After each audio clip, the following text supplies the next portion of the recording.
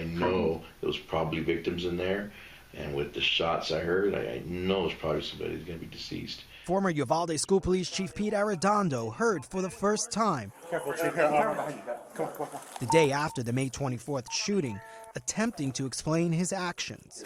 In new video obtained by CNN, Arredondo telling investigators he assumed students in the room with the shooter were already dead, so he chose to clear children from surrounding classrooms. There's nobody in there? No, not in here. We now know he was wrong. At least 3 victims were pulled out of the room alive, who later died from their injuries. My first thought is that we need to vacate. We haven't contained, and I know this is horrible. And I know this is what our training tells us to do, but we haven't contained. There's probably going to be some deceased in there, but we don't need any more from out here. So I called out and I said, get these kids out. Whatever I told them, bust those windows, get them out. Stunning admissions while being questioned by the FBI and Texas Rangers. Throughout this deal, I was trying to make communication with him. He's communicating. Can you hear me, sir? Arredondo explains he kept trying to talk to the shooter, and for the first time we learned that he heard the gunman alone in a room full of children reloading his weapon. And still he took no action that stopped the gunman. I'm certain I heard him reload. I heard something with a pin. Obviously we all know what that sounds like. Not with a pin, I'm sorry, with a clip. I'm assuming he reloaded, but I know he did something with it. I did hear that at one time. I don't know if there was a second. He never responded at all. Now considered one of the worst law enforcement failures in recent memory, Arredondo knew that criticism would come. We're going to get scrutinized. I'm expecting that. We're going to get scrutinized why we didn't go in there. Days later, Arredondo would be labeled the incident commander by the Texas State Police. They say he was the officer in charge and the man to blame for the deadly delay. Who was the incident commander, sir? The chief of police of the Consolidated Independent School District is the incident commander. It's his school. He's the chief of police, okay? Arredondo, who presided over a 6-person police force before he was terminated in August, declined to comment for this story. Through his lawyer, he has previously denied that he was ever in charge and said he never issued any orders. A CNN analysis of never-before-made public body camera footage and newly obtained phone calls reveal Arredondo repeatedly directed the officers around him not to enter the room with the gunman. This is at 11:40 a.m., just 7 minutes after the shooting began. Hey, this is Arredondo. This is an emergency right now. I'm inside the building. I'm inside the building with this man. He has an AR-15. He shot a whole bunch of times. He is in one room. I need a lot of firepower, so I need this building surrounded. I need to surround it with as many AR-15s as possible. As more officers with body cameras responded to the scene, we can hear Arredondo start to talk to the shooter. Sir, this is Arredondo with the School District Police. Can you please put your firearm down?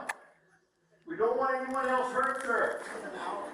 Arredondo can be seen trying to open the door to an adjacent classroom while giving commands to other officers. We're going to clear out before we do any breach. We're going to clear all these kids out.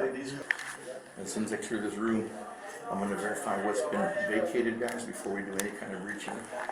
The time's on our side right now. We have kids in there, but we're going to save the lives of the other ones. Time was not on his side, and it reflects a mindset that goes directly against active shooter training.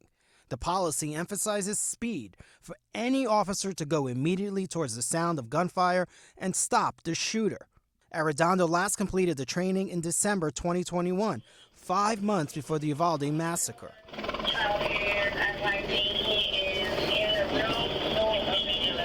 At about 12:12 p.m., a crucial transmission from the Uvalde dispatcher comes over the radios in the hallway, informing the officers that a child in the room with the gunman called 911 and says she's surrounded by victims.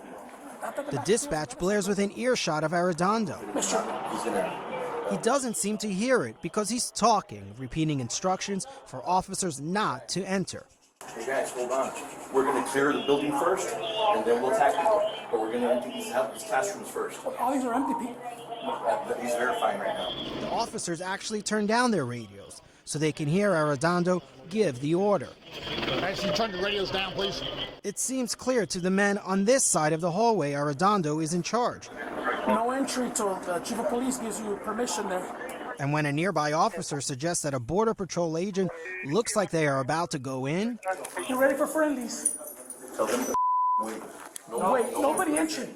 Arredondo said he assumed Border Patrol agents at the other end of the hallway would be the ones to make the breach, since they had rifles and he and his men only had pistols. So I know those are BP, and I know those are probably BORTAC. Smart thing for us to do, obviously with a handgun, is we need to let these guys make entry when it's that time. I gotta go over here. But it wasn't just handguns. As body camera footage clearly shows, there were plenty of heavily armed officers on scene. Some in the very first moments after the shooting began. Arredondo, for the first time, also explaining why he thought the door was locked, admitting he never tried to open it. I have it in my picture in my mind that I saw that hammer in there, and usually when that's there, that's locked. Man, 90% of the time. 302 to 320. One of these, okay. We now know investigators believe it was unlocked and there was no need to wait for a key. At the end of the interview, Arredondo says that rather than breaching the door, he even considered trying to shoot through the walls to kill the gunman.